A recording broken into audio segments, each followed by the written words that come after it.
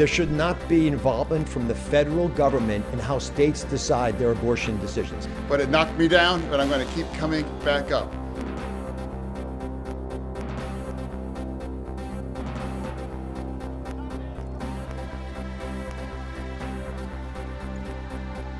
We have been very clear that Brittany Griner and Paul Whelan should need to be home. This process, to put it simply, has been a sham. Issues about testing, there's issues about what's in the water. So there are a number of rightful issues that customers have that